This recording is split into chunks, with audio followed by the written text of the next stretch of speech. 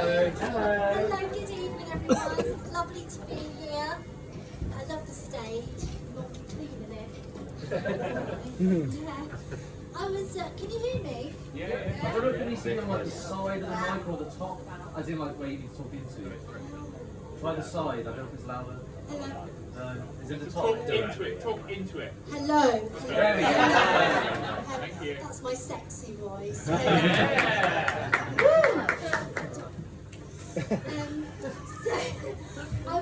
I was 9 years old when I told my dad I wanted to be an actress, and at the time we weren't allowed to watch EastEnders because there was swearing in EastEnders, and my dad would say, "You're not watching that fucking EastEnders."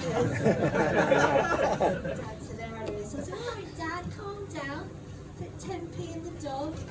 Oh, the dog is a Royal Dalton swear box that's sat on the mantelpiece. Don't call the RSPCA. All the bells. Yeah. So when I told my dad I wanted to be an actress, bless you. When I told my dad I wanted to be an actress, he said, "Okay, Daddy, that's fine. You are going to be in unemployment." Exactly. Unemployment! Oh my goodness, because at the time there were other television shows that we weren't allowed to watch because of the fucking swearing. So, when Dad said I was going to be in unemployment, I thought that was the name of one of those shows. And I went to school the next day, told all my friends that I was going to be the next best thing in unemployment. And they listened, rolled their eyes, munched on their Wotsits, and then I went over to my teacher. I said, Miss, I'm going to be an actress." She said, "I do not doubt it for a second, Sarah. Oh, and guess what? My dad says I'm going to be in unemployment." Well, her face said it all. And just as I was about to munch on my own Wotsits, I said, "Miss, don't you worry. Don't you worry, I won't swear on the fucking telly." She gave me detention after that, which I found really unfair because I was just quoting my dad. And they say, don't they, you're going to end up marrying someone like your dad, with church bells going on forever. And but I didn't end up marrying someone like my dad because my husband lets me watch EastEnders. So, we've been married 7 years, but we've been together for 15 years. And for the first 8 years, I thought husband was never going to marry me. I thought he was never going to propose. So one day I was daydreaming and I thought, why don't I marry him? In his sleep, right? No, bear with me, right?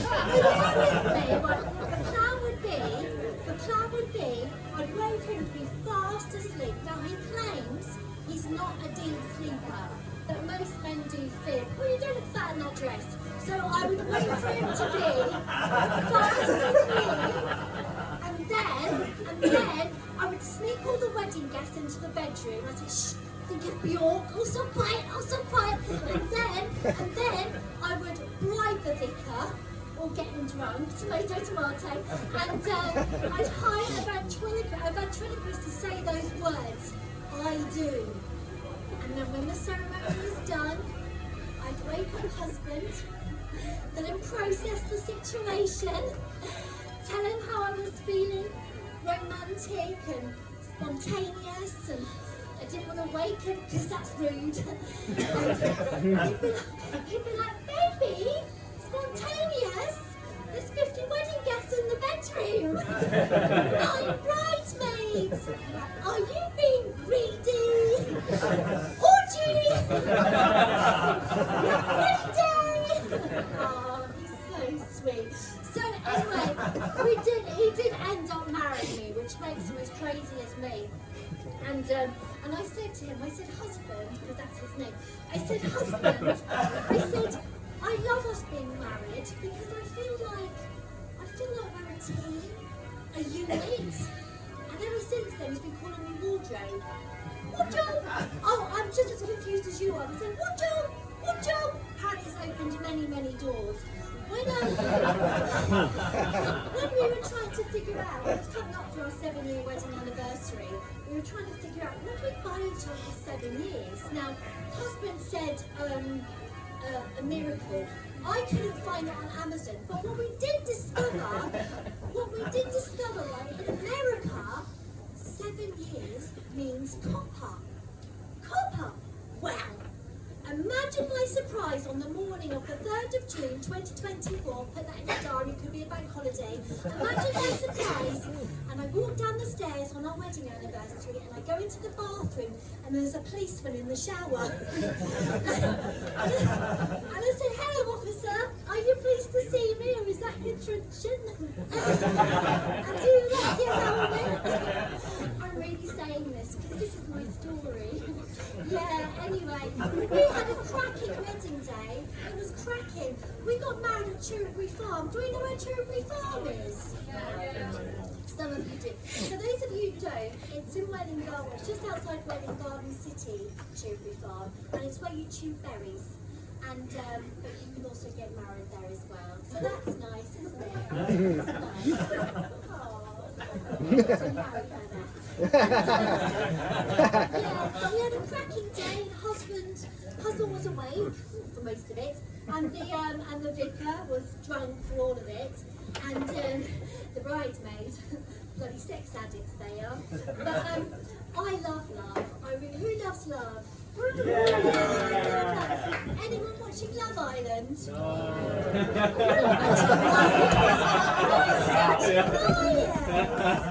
I'm not watching it either, but only because it's a commitment, and I have commitment issues, which I need to let my husband know about. The reason I'm asking about Love Island is because about 20 years ago I was on a television dating show. I was. So if you're thinking, actually, I do recognise her. That's why. You recognise me, don't you? Yeah.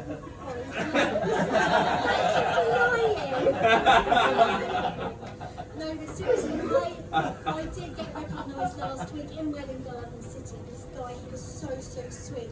And he comes up to me, and he says, "Did I not see you cleaning the toilets at McDonald's?" And I said, "Are you calling me a scrubber?"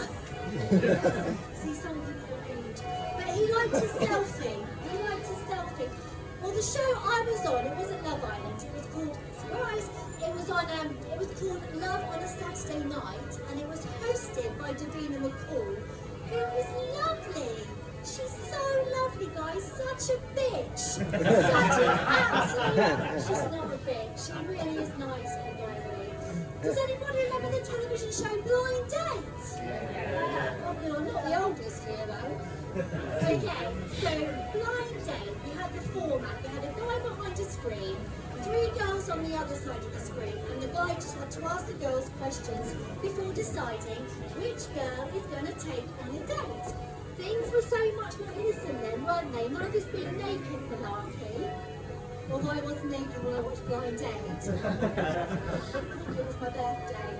I had birthday cake and everything. The dog didn't lick it off. Don't call the RSPCA. It's not a Royal Dalton swear back. Shh. Anyway, you're distracting me. In a lovely way. So Love on a Saturday Night, we're already on the date. Regent's Park is the location. The guy they've chosen for us out of hundreds, maybe thousands of candidates. He's handsome, he's good looking, he's got the Prince Charming vibe going on, bullshitter. And for the purpose of this story, which is a true story, I'm going to call him Brad, because that's his name. Anyway, us 3 girls, we've got to wear masks. And I'm thinking, oh hello, Brad's got a fetish. Turns out that was the format of the show. Bit embarrassing because I did bring my gym mask. I'm joking. Do I like the kind of girl wear a gym mask? Stop it. No, I'm handcuffed and whipped all the way. But I tell you something, guys, since the pandemic, it goes in the bag. I'm not Mary Poppins, me, seriously, handcuffs and whipped. But these masks, right, they're different colours, red, green and blue, so we look like escaped traffic lights. and depending which colour we're wearing, we've got a nickname to match. So Miss Sapphire, blue mask, Miss Emerald, green mask, I'm wearing a red mask, so I'm Miss Tomato, and Brad and I, no, excuse me? Anyway, so Brad and I, we have to feed the ducks. Obviously there's no budget, at least the ducks got fed. If they bother to turn up, because I think they were thinking, don't want to be on this shit show, because you know ducks do things like that. What I found really interesting, there was a little sign on the bank, and it said, don't feed the ducks. The irony, right? We're not feeding the ducks because they're not here. It tickled me. Anyway, right, then we have to play frisbee. Brad and I, and one of the producers asks me to ask Brad a question, and I said, Brad, will you marry me? I didn't really. That's second date, isn't it?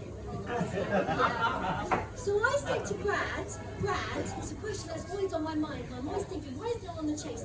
I said, Brad, if you were a flower, what type of flower do you think you'd be? And Brad responded, self-raising flower. Right, I know. And I said, Brad, you've got such a good sense of humour and you do a cracking impression of Maggie Thatcher. And then he goes on to say, that's a bloody stupid question. What type of flower do you think I'd be? And I said, Brad, as you are so keen to know, I think it'd be a pansy. Now, I don't see Brad again till the next day when we're in the studio, because if I'm really honest, he didn't remind me of a pansy at all. He reminds me of a thorn prick. But I can say that because the show was going up between me and the end. It's funny how I keep meeting Chris. But you know what? Yeah, but in the end, oh, bless him. Is he alright? I've got to get some water. In the end, though, right? I'm worried for his health. In the end, right, Brad chose Miss Emerald, right? And they got to go to Mauritius, and I was filled with envy. But they, it was a joke.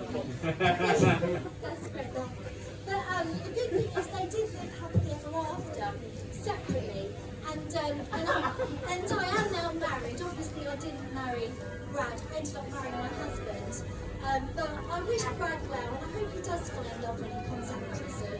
So, do you know what, guys, I just want to finish this, right? So forget E.L. James with 50 Shades of Grey and Romeo and Juliet. You know, Shakespeare, when they died, that's just bad luck, isn't it? And then you've got I don't know, Jackie Collins and all these other romantic novelists. Well, I have given you a true love story. And speaking of true stories, I watched Baby Reindeer the other day, right? That is not a Christmas film. Thanks, everyone!